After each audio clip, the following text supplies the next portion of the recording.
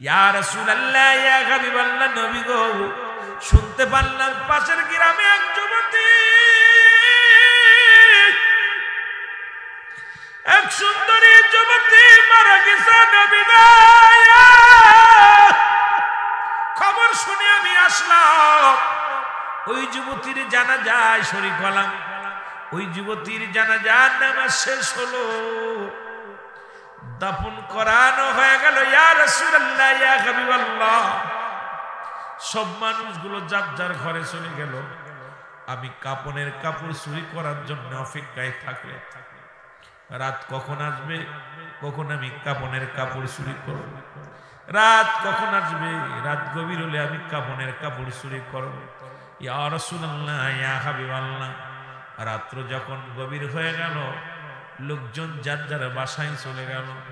আমি আস্তে আস্তে করে গোরস্থানে প্রবেশ করলাম। গোরস্থানে প্রবেশ করিয়া ওই কবরের মাটিগুলো সরাইলাম।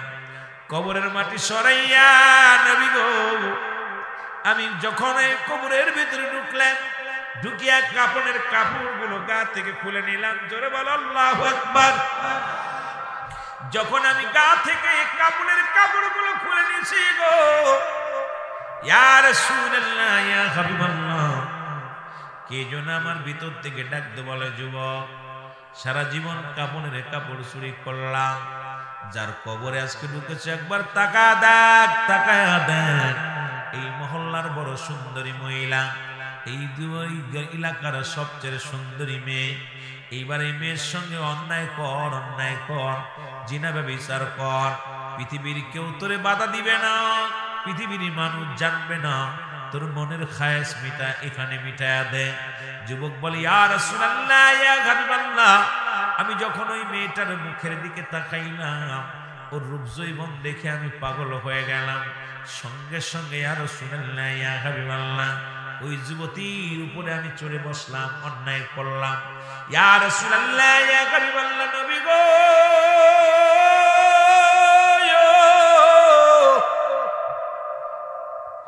এই মেয়েটার সঙ্গে জিনা ব্যভিচার করিয়া যখন কাপড় নিয়ে, কাপড়ের কাপড় নিয়ে যখন কবর থেকে উঠতেছিলাম রে, কে যেন আওয়াজ দে বলে, যুবক, আজকে তুমি আমার সাথে অন্যায় করলা, আজকে তুমি আমার সর্বনাশ করলা, আমি তোমারে বাধা দিতে পারলাম না, আল্লাহর আদালতে মামলা দিয়ে দিলাম।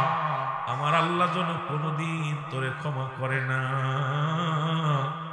আমার মতো অসহায় একদিন হয়ে যাবে, কবরের জগতে চলে আসবি। ও যুবক, আমার মতো একদিন কবরে চলে আসবি। আজকে আমার বাজারেরা, আমার বাবারা বড় আনন্দ লাগলো আজকের যুবকগুলো দেখিয়া। আজকে যুবকগুলো জান্নাতের বাগানে বসেছে। এই কসবার জমিন ধন্য, এই মহল্লাবাসী ধন্য, কারণ যেখানে বাংলার জমিনে ঢাকা মেডিকেল কলেজ হাসপাতালে জিনা হয়, মর্গে জিনা হয়, বাবারে দুঃখজনক ব্যাপার।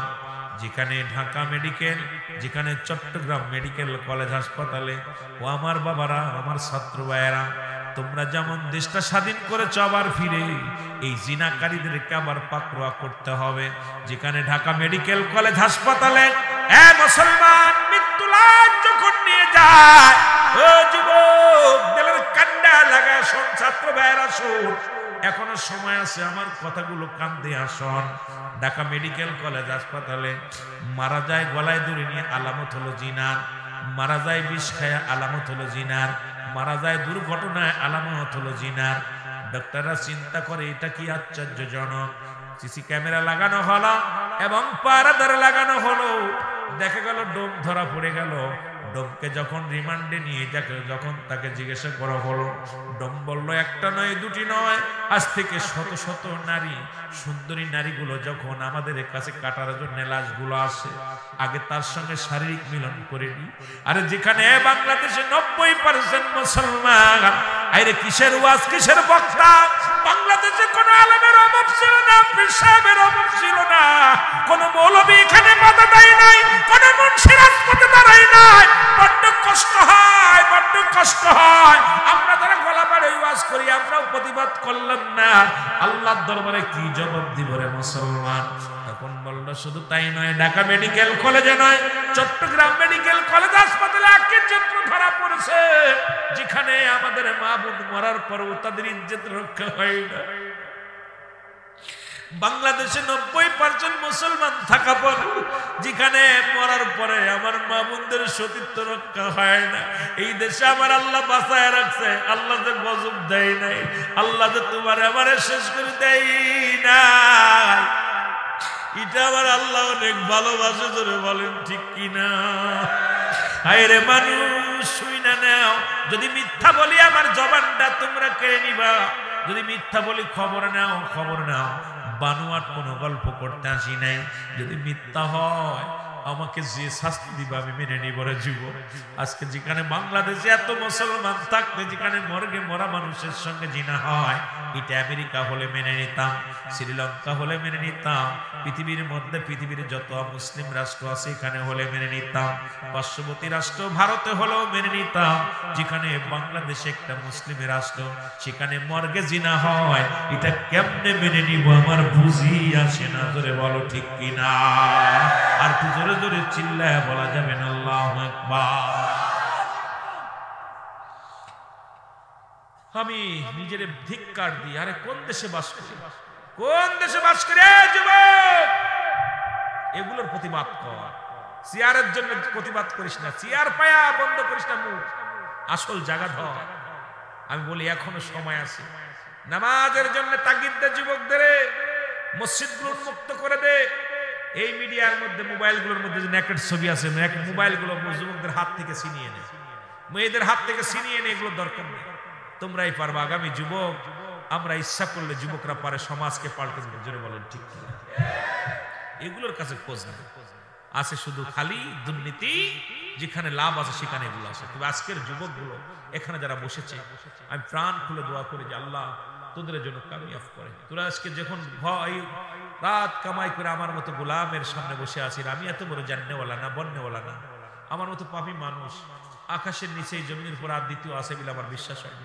বড় অপরাধী আমি, কখন যেন মারা যায়, মাঝে মাঝে আল্লাহ তুমি আমার মৃত্যুটা দিও জান্নাতের ভিতরে, বাইরের সাথে ওয়াজ করতে করতে যেন মরতে পারি, ওয়াজ করতে করতে যেন মরণ হয়। কারণ দুনিয়ায় কখন এই যে কয় বছর বেশি আছে, আর বাঁচবো কয়দিন জানি না, সকাল পর্যন্ত বাঁচবো বলে বলতে পারি না, কারণ পরবর্তী সময় আমার আপনার জন্য কি নিয়ামত বয়ে আনতেছে কিচ্ছু কেউ বলতে পারি না। ভাইরে, কত যুবক লেখাপড়া করে চাকরি করবে, আল্লাহ তারা বিদায় করে দিছে। কত মানুষ বিদেশে গেছে, গত সপ্তাহ দেখলাম 6টা কফিন আসছে বিদেশ থেকে, বড় আশা করে বাপ মা, একজনে গেছে রাজমিস্ত্রি কাজ করে দেশে, বাবা কষ্ট করে টাকা তিলে তিলে খরচ করে ওরে মালয়েশিয়া পাঠাইছে, যা পরে 1 সপ্তাহ পরে সন্তান মারা গেছে, লাশটা পাঠাইছে, বাবা মা দুইজনেই স্ট্রোক করছে। যখন লাশ আনতে গেছে ঢাকাতে, যখন আসছে এয়ারপোর্টে নাইমা বা সন্তানের লাশটা যখনই কফিনটা ধরছে, দুইজন চিৎকার মারছে, এক চিৎকার দুইজনই পাগল হয়ে গেছে। বাবা মা কত কষ্ট করে লালন পালন করে, বাবা মা এই সন্তানগুলো যখন আজকে আমাদের সন্তান হয়েছে, আমরা বুঝি যে সন্তান কত বড় নিয়ামত। আমরা সেই বাবার সম্পদ নষ্ট করতেছি, বাবার হক নষ্ট করতেছি, বাবারে কষ্ট দিতেছি। এই বাবার হক আমরা আদায় করতে, একটা সন্তান বাবা মা তার প্রতি কয়টা 14টা হক, জীবিত থাকতে 7টা, মৃত্যুর পরে 7টা, মোট 14টা হক আদায় করতে হবে। কিন্তু আমরা সন্তানরা একটা হক বাবা মার আদায় করতে পারতেছি না। আমার বাবারা সবচেয়ে বড় পা, আপনার আব্বা মা আপনাকে কি দিল, আপনার বাবা মা আপনাকে জন্ম দিছে, দুনিয়ায় আসার জন্য যে ভূমিকাটা পালন করেছে, এটাই সবচেয়ে বড় পা, আর কিছু চান নাই। যে আমি রুহুল আমিনকে আমার বাবা মার মাধ্যমে আমাকে আনছে, এটাই তো আমার বাপ মার জন্য। সারা জীবন যদি মা বাবার গোলামি করি শেষ হবে না, সারা জীবন যদি মা বাবার খেদমত করি শেষ হবে না। আমরা কথায় কথায় বলি আব্বা কি দিছে, মা কি দিছে, আমরা কি করছি? এ ভাই, তুমি দুনিয়ার মুখ দেখছো, এটার জন্য তোমার বাবা মার সারা জীবন তুমি জুতা বানায় দাও, গায়ের জুতা চামড়া কাইটা, তাও ঋণ শোধ হবে না। কিন্তু আমার যুব সমাজ নষ্ট হয়ে যাচ্ছে, জাতি নষ্ট হয়ে যাচ্ছে, কারণ এই ভালো কথাগুলো কানে আসবে না। কানে আসবে আপনারা যে কথাগুলো শুনবেন, আমি জানি যে আপনারা কি শোনেন, আমি জানি। তবে ব্রাহ্মণবাড়িয়ার জমিন একটু ব্যতিক্রম, ব্রাহ্মণবাড়িয়ার জমিন আলেম বেশি, ব্রাহ্মণবাড়িয়ার মানুষগুলো ওয়াজ শুনে ভালো। আমি কসবাতে একাধিকবার শুনে আসছি, আমি যুবকগুলো দেখছি পাগলের মতো বসে থাকে, এরা গল্প এইসব বাজে আজে বাজে কথা শোনে না। আমাদের দেশে ওয়াজ নাই, ওয়াজ একটা আয়াত পাঠ করেই গালিগালাজ করা, এর নিন্দা করা, ওর গিবাত করা, এটা আমার এই দেখছি আপনাদের ব্রাহ্মণবাড়িয়ায় এইগুলো একটু কম আছে। আমার অনেক ভালো লাগছে বাবা, যেগুলো দেখে যে আমরা এই গালিবাজ বক্তা, আমরা আজকে সেই যে বক্তাগুলো বেশি গালি দিতে পারে মনে করি এর বড় মার্কেট মনে হয়। আমরা সবচেয়ে না, আমরা জান্নাতের বাগানের চোখের পানি ফেলার জন্য সবাই জানবেন। আল্লামা কুতুবী রাহমাতুল্লাহ বয়ান করে, বান্দা যখন পাপ করতে করতে আসমান থেকে জমিন পর্যন্ত করে ফেলেছে, তখন বান্দার মনের ভিতরে মরার ভয় ঢুকছে। ভালো করে বুঝেন, বান্দার ভিতরে মরার ভয় ঢুকছে, কবরের ভয় ঢুকছে, জাহান্নামের ভয় ঢুকছে। ওই বান্দারা টাস করে তওবা করে ফেলেছে, তওবা করে বলে আল্লাহ আমারে তুমি মাফ করে দাও, ফিরে আসি। আমার আল্লাহ তাআলা ওই বান্দার জীবনের দরিয়া দরিয়া গুনাহ মাফ করে দিবে। জোরে বলা যাবে না সুবহানাল্লাহ? আর একটু জোরে বলেন সুবহানাল্লাহ। আমার আল্লাহ পাক বান্দারে কত ভালোবাসে, এই জন্য যত অন্যায় করবেন, অপরাধ করবেন, আল্লাহর দরবারে চোখের পানিটা ছেড়ে দিবেন, টাস করে ছেড়ে দিবেন। চোখের পানির বড় দাম বাবা, এই পানি সবসময় আসে না। এই হৃদয় যখন না কাঁদবে ততক্ষণ চোখের পানি আসবে না। এই পানিটা ফেলাইতে চেষ্টা করবেন। দুনিয়ায় কাঁদবেন বেশি, হাসবেন কম। জোরে বলেন ঠিক কিনা? একটু মহব্বতের সঙ্গে দুরূদ শরীফ পড়েন। আল্লাহুম্মা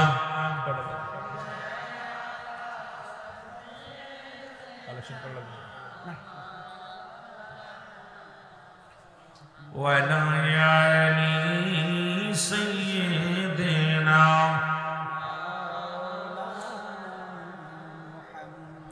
যুবক ডাক দিয়ে বলে, নবী গো, এই পৃথিবীর মধ্যে আমি বড় অপরাধী।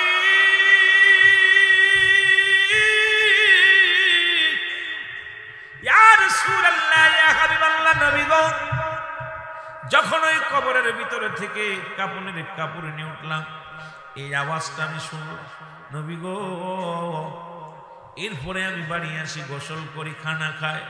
আল্লাহর কসম করে বলি, ওই দিন থেকে আমি আর ঘুমাইতে পারি না। যখন আমি চোখ দুইটা বন্ধ করি, ওই আওয়াজ শুনতে পাই, যুবক রে, তুমি আমার সঙ্গে অন্যায় করলে, আমার সঙ্গে তুমি জিনা ব্যভিচার করলা, আমি আল্লাহর আদালতে মামলা দিলাম। আমার আল্লাহ যেন কোনদিন তোমার মাফ করে না। আল্লাহ নবী ডাকতে বলে,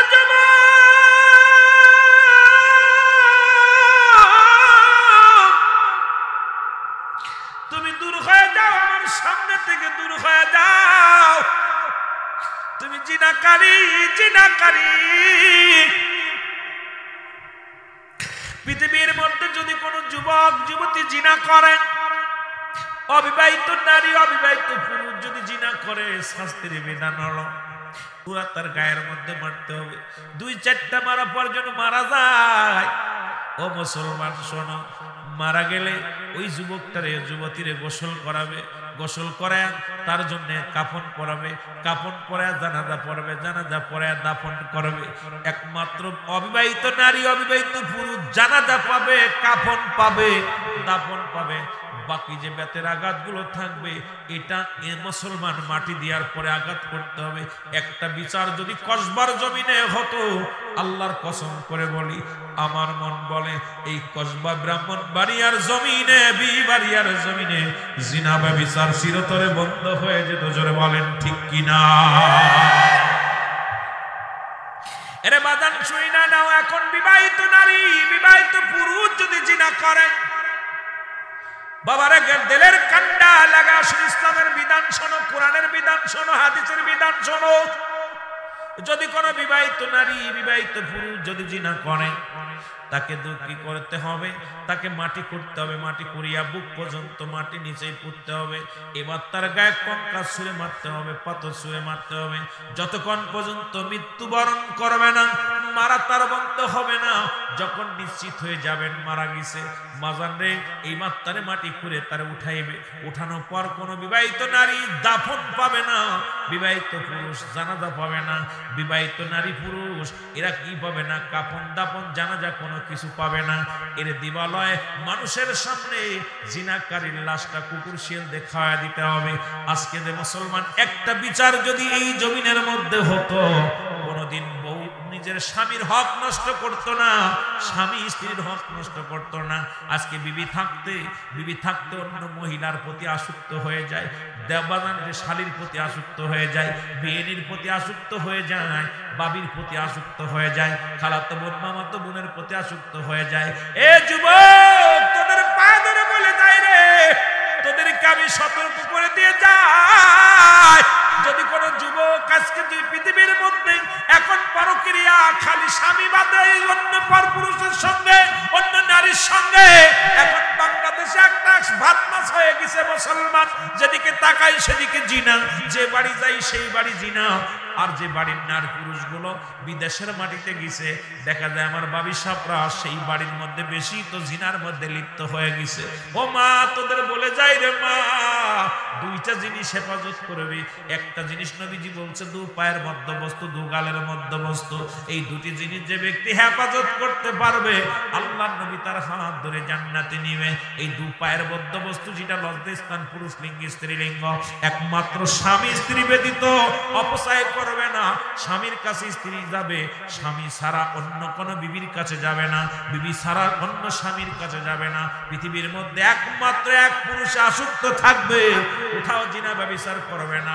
নবী বলেন, ওয়াদা করেছে আমি তারে হাত ধরে জান্নাতে নিয়ে যাব।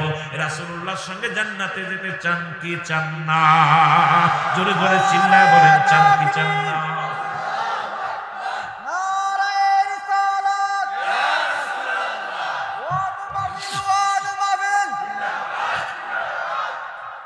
এই ওয়াজ সব বক্তা করবেন। একমাত্র বাংলাদেশে জিনার বিরুদ্ধে, মদের বিরুদ্ধে, সুদের ঘুষের বিরুদ্ধে রুহুল আমিন সিদ্দিকীর আওয়াজ যেভাবে তুলছে, দাওয়াতের আশায় রুহুল আমিন সিদ্দিকী ওয়াজ করে না। কথা বুঝেননি? একটা সব বক্তাগুলোই জবান খুলতে হবে। পরের মহিলার খেদমত নিতে নিতে আমাদের দেশের পীর সাহেবরা, মৌলবীরা যা শুরু করছে, ইমাম সাহেবরা সকালবেলা উঠে নাকশি পড়া, বয়া বয়া বেগানা মহিলার গায়ে দেয় ফু। তোর দোয়া আল্লাহর দরবারে কেমনে কবুল হবে? কারণ বেগানা নারীর চেহারা দেখা হারাম, বেগানা পুরুষের চেহারা দেখা হারাম। যাদের সঙ্গে বিয়ে করা হারাম, দেখা দেয়া জায়েজ, যাদের সঙ্গে বিয়ে করা হার জায়েজ, তাদের সঙ্গে দেখা করা হারাম। যেটা বলেন ঠিক। এই ওয়াজগুলো বর্তমান নাই।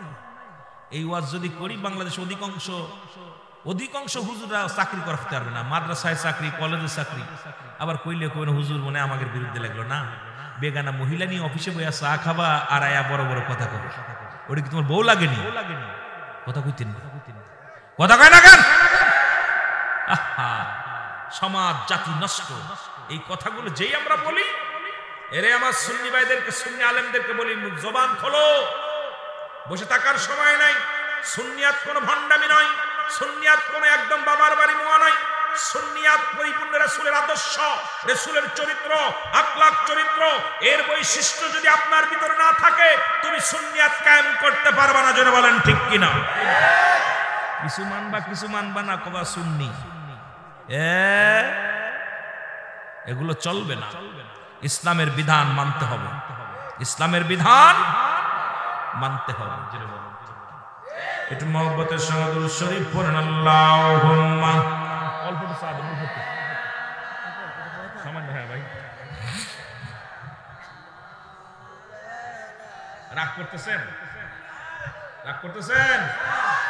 ওয়াজ হবে না ছেড়ে দিন?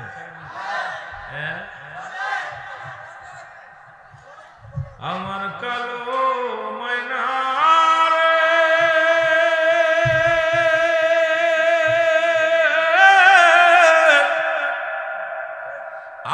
সোনা পাখি রে, একদিন তো যাইবের পাখি উড়িয়া। বলো, একদিন তো যাইবের পাখি উড়ি। আহা, ওইলো শেষ ঠিকানা। যেটা বলেন ঠিক কিনা? আল্লাহর কসম, আমি তিনটা জিনিস মানুষের কাছে দাবি করতাম। নাম্বার 1, আমার মরণ, আমার আজরাইল যখন আসবে, মরণ যন্ত্রণা সহজ করে দিতে হবে। নাম্বার 2, কবরের আযাব হিসাব যদি কেউ করে দিতে পারতো। নাম্বার 3 ডানাতে আমল নামে। 3টা জিনিস যদি আমার একটু গ্যারান্টি দিত, দুনিয়ার মধ্যে ফাঙ্কু কারে কয় এগুলো আমরাও করতে পারতাম। কথা বুঝেন নি? কথা যদিও কালো হইতাম, যুবক তো আছে, যুবক এখন, কিন্তু 3টা জিনিস ভয় করে। যখনই মরণে চিন্তা করি, দেখি চিন্তা করি এ তো আজরাইল ছাড়বে না, যতই বাটপারি করি আজরাইলের কাছ থেকে এই বাটপারি করা যাবে না, যদি বলো ঠিক কিনা।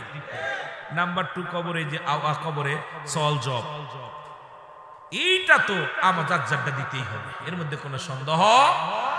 ডানাতে আমল নামা যদি না আসে, বামাতে আসে, খবর আছে, জোরে বলেন ঠিক কিনা। রে আমার কালো ময়না রে, আমার সোনা পাখি রে, ওরে একদিন তো যাইবার পাখি উড়িয়া, বলো একদিন তো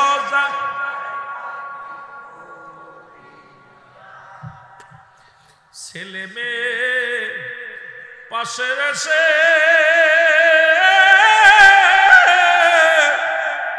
কাঁদিবে পাগলের বেশে, চোখের পানি ফেলবে তারা কান্দিয়া, চোখের পানি ফেলবে তারা বসিয়া, বলো আমার কালো ময়না রে, আমার সোনা পাখি রে, একদিন তো যাইবার পাখি, একদিন তো যাইবার পাখি, বড়র পাতা গরম জালে শুয়াইয়া মশারির তলে, আপনার গরম বড়র পাতা গরম জালে শুয়াইয়া মশারির তলে, গোসল করাইবে সবাই হাসিয়া, আরে গোসল করাইবে তোমায় হাসিয়া, বলো আমার মানা পাখি রে, আমার সোনা পাখি রে, একদিন তো যাবের পাখি উড়িয়া, বলো একদিন তো।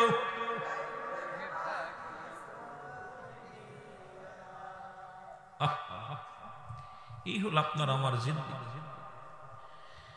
কত কি করলাম, সব ছেড়ে চলে যেতে হবে, এই ভাবনা ভিতরে যদি না থাকে কেমন মানুষ। এরিস্টটল, সক্রেটিস বই লিখে পড়ো, নো দাইসেল, নিজেকে নিজে চিন্তা, মানারাফান নফস, নিজের নফসকে চিন্তা হবে, কালবু সালিম, আত্মাকে প্রসিদ্ধ করতে হবে। আজকে নিজেরে চিনতে পারি নাই, নিজেকে আমারে কেন পাঠাইছে আমার আল্লাহ, আমার দায়িত্ব কি, আমার কর্তব্য কি, কেন পাঠালো, এই কেনর জবাব আমি আজ পর্যন্ত পাইতেছি। আমি যে দায়িত্ব দিছি আল্লাহ, সেই দায়িত্ব আমি পালন করতে পারতেছি, কি জবাব দেব।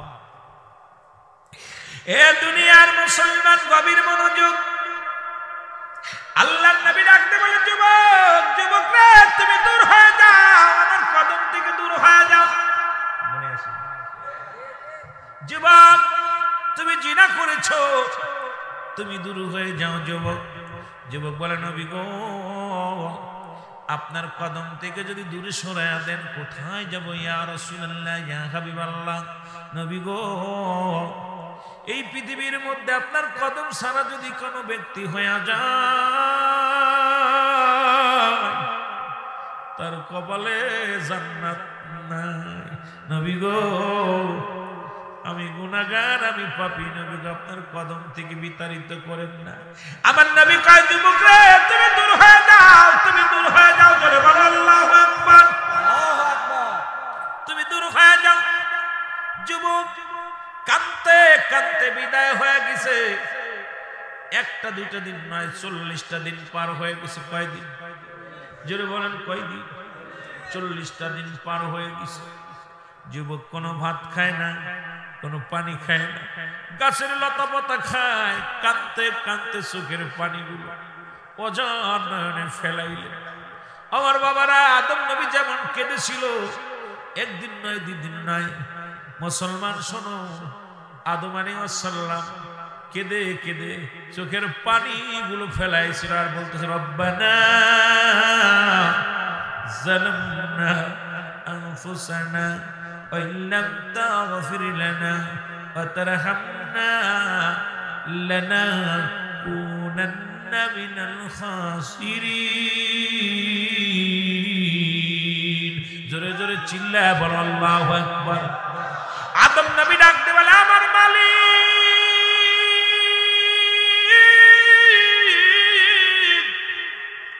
আমার রব, আমার প্রতিপালক, আমি জালিমদের অন্তর্ভুক্ত গেছি, আমারে তুমি ক্ষমা করে দাও।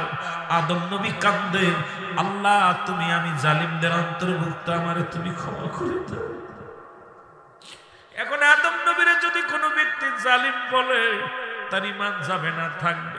350 বছর কেঁদে কেঁদে মাপ পাইলেন আখিরি নবীর মহব্বতে, 350 বছর কেঁদে কেঁদে ক্ষমা পাইলেন রাহমাতুল লিল আলামিনের ওসিলাতে।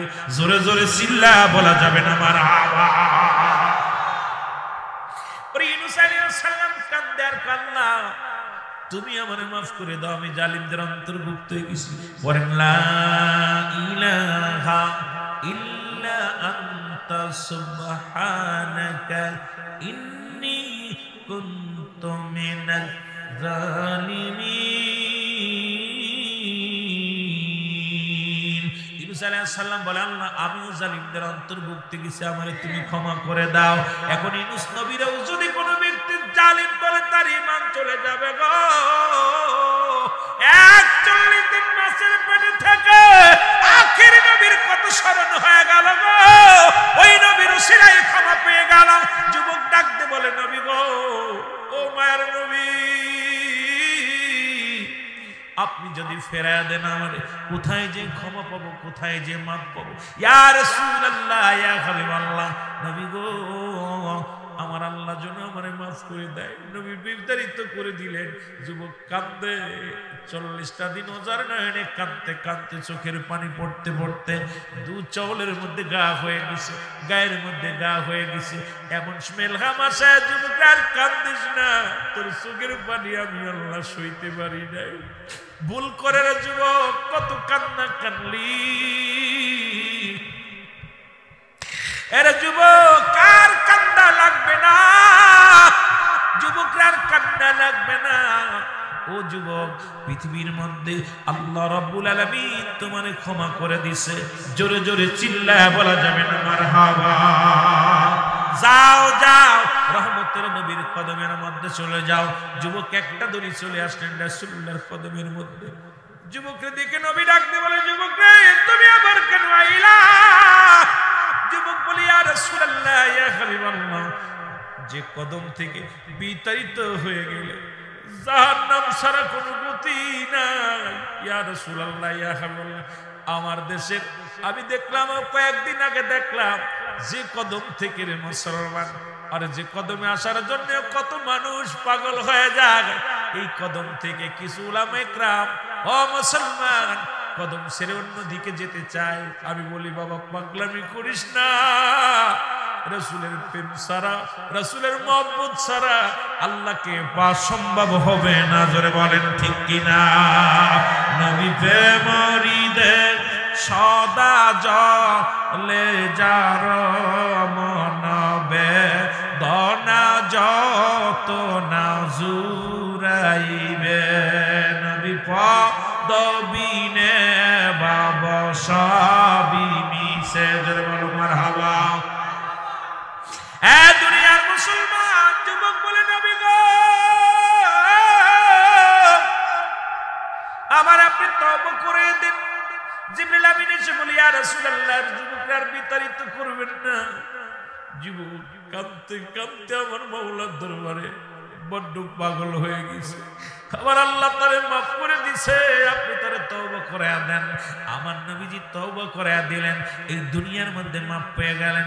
ও মুসলমান শোনো শোনো, আমরা যারা ভুল করেছি, ওই যে বললাম আল্লামা কুতুবী রাহমাতুল্লাহ বয়ান করে বান্দা যখন জাহান্নাম জান্নাত জাহান্নামের ভয় অন্তর ভিতরে ঢুকে যায়, কবরের ভয় যখন অন্তর ভিতরে ঢুকে যায়, বান্দা যখন জান্নাতের বাগান ধরে আঁকড়ে খাস তওবা করে, আমার আল্লাহ তাআলা বান্দার দরিয়া দরিয়া গুনাহগুলো মাফ করে দেয়। জোরে বলা যাবে না সুবহানাল্লাহ?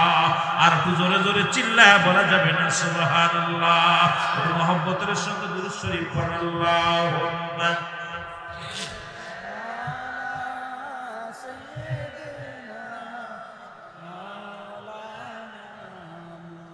ওয়ালা আলি সাইয়্যিদিনা।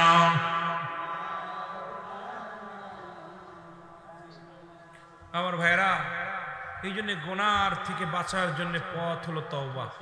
কিয়ামত পর্যন্ত তওবার দরজা খোলা থাকবে। জোরে বলে সুবহানাল্লাহ। আর একটু জোরে বলে।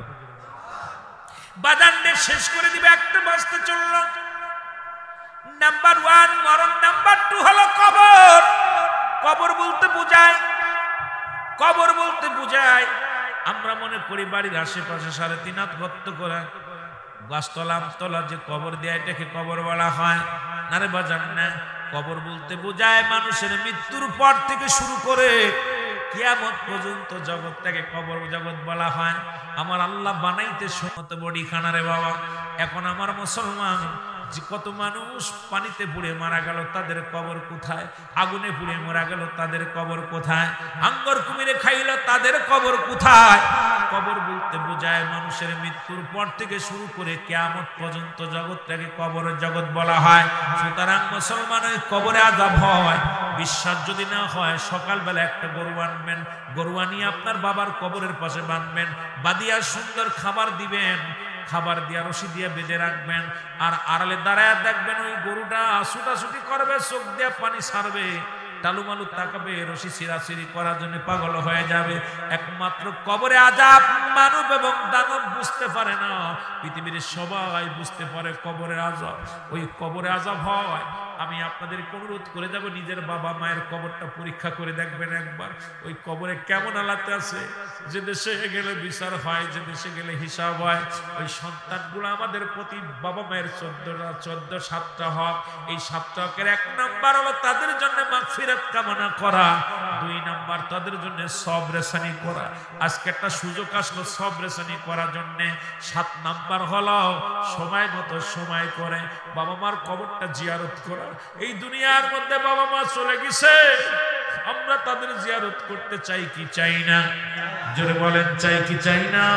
আমার আল্লাহ শিক্ষা দিয়েছেন, আমার নবী বলতেছিলেন, সাহাবীরা রে, ও আমার সাহাবীরা শোনো, তোমাদেরকে একটা ভালো, আজকে একটা ভালো আমল শিক্ষা দিব। সাহাবীরা বলে, ইয়া রাসূলুল্লাহ, ইয়া হাবিবাল্লাহ, আমলটা কি?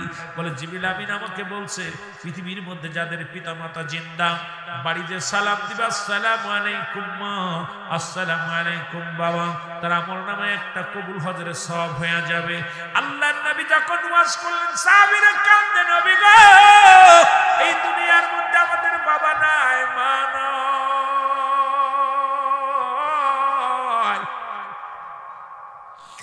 আজ থেকে 15 দিন আগে আব্বা মারা গেছে, 1 মাস আগে দাদা মারা গেছে, ভাই মারা গেছে। নবীর সাহাবীরা কাঁদতে, ইয়া রাসূলুল্লাহ, ইয়া হাবিবাল্লাহ, এই আমলটা যদি আগে পাইতাম কত উপকৃত হইতাম, আমরা এত নেকি থেকে বঞ্চিত হয়ে গেলাম। সাহাবীরা নেকির জন্য কতই না বাড়াবাড়ি করেছে, নেকির জন্য সাহাবীরা পাগল ছিল। কোন ভাবে একটা নেকি অর্জন করবে, কোন ভাবে আল্লাহকে খুশি করবে, নবীকে খুশি করবে। আর আমরা এখন দুনিয়ায় সম্পদ কোন ভাবে করব, এই চিন্তা। নামাজ চলে যায় যাক, আগে দরকার গরু ছাগল পালন করা। নামাজ চলে যায় যাক, আগে দরকার বাজার ঘাট করা। নামাজ চলে যায় যাক, আমাদের দরকার নবীর আগে ঠান্ডা করা। আরে মুসলমান শোনো, মুসলমান শোনো, আমার সাহাবী, নবী সাহাবীরা ওখান থেকে উঠে কাঁদতে কাঁদতে আড়ালে দাঁড়াইলেন। নবী দেখে সাহাবীদের চোখে পানি। আমার নবী যা বলে, সাহাবীরা রে, তোদের চোখে কেন পানি? নবী বলে, সাহাবীরা রে, তোদের চোখে কেন পানি? সাহাবীরা বলে, ইয়া রাসূলুল্লাহ, ইয়া হাবিবাল্লাহ, আজকে দুনিয়ার মধ্যে আমাদের বাবা নাই, মা নাই, এত বড় একটা নিয়ামতের খবর পাইলাম। আজকে যদি বাবা থাকতো, মা থাকতো, কত নেকির কাজ হতো। আমার নবী কয় সাহাবীদের, তোরাই শুধু এতিম, আমি নবীর মা নাই, আমি নবী এতিম। আমি নবী 6 মাস যখন বয়স বের করবে, বাবা দুনিয়া থেকে বিদায়। 6 বছর যখন বয়স, আমার বাবা দুনিয়া থেকে বিদায়। 6 বছর 6 মাস যখন বয়স, দাদা আবু আব্দুল মুত্তালিব বিদায়। এই পৃথিবীর মধ্যে আমার মতো এতিম কেউ নাই। আমার আল্লাহ ডাক দে, কয় জিবরিল রে, তাড়াতাড়ি যা আমার বন্ধুরে জানায়, আমার বন্ধুর সাহাবীদের বাবা নাই, মা নাই, আমার নবীর বাবা নাই, মা নাই। তাড়াতাড়ি যা আমার হাবিবে জানায়া দিয়ায় এই দোয়াটা শিখা দে, রব্বির হামহুমা কামা রব্বায়ানি সগীরা। বলেন রব্বির হামহুমা কামা রব্বায়ানি সগীরা। জোরে জোরে চিল্লা বলা যাবে না আল্লাহু আকবার। আল্লাহ ডাকতে বলে, হাবিব আপনাদের জানা দেন, আমি আল্লাহ রাব্বুল আলামিন, আমার রব, আমার প্রতিপালক, আমার পিতামাতার সগীরা গুনাহ মাফ করো, কবিরা গুনাহ মাফ করো। এমন সন্তান রেখে গেছি আব্বা মার জন্য দোয়া করার সুযোগ হয় নাই। আজকে একটা বিশাল মাহফিল জান্নাতের বাগানে বসে, এই গোরস্থান নয়, অল বাংলাদেশের সমস্ত গোরস্থানবাসীদের জন্য দোয়ার একটা সুযোগ আসছে। আমরা দোয়া করতে চাই কি চাই না? যারা বলেন চাই কি চাই না? যারা আব্বা মার জন্য দোয়া করতে চান একটু হাত দুখানে তুলে দেখান। আমার সাথে পড়েন, রব্বির হামহুমা কামা রব্বায়ানি সগীরা। জোরে জোরে চিল্লা বলা যাবে না মারহাবা। এসেছেন যত নবী সকলেরই ইমাম, সালাম তোমায় গো নবী, হাজারো সালাম নবী সালাম।